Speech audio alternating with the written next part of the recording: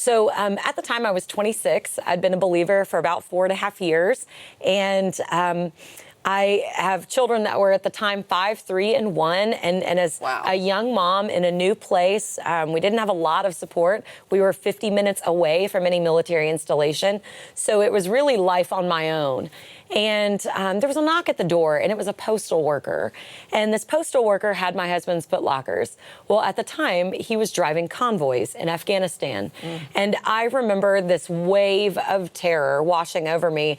And all I could think is, are you here to tell me that my husband is dead? Is that what you're here for? Why do you have his things? I haven't heard from him in weeks. Why are you here? And as a believer in that moment, my first thought wasn't to pray. My first thought wasn't, I have a Father in heaven who can hear me. I really just panicked.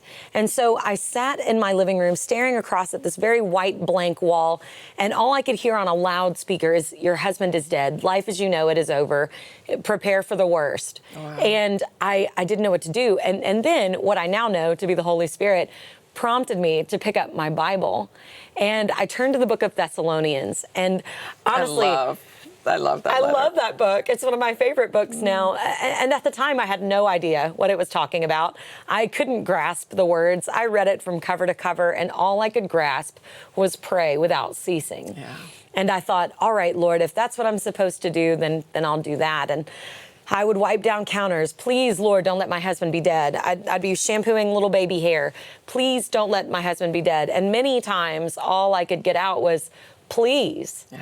And days later, I got the sweetest phone call from my husband.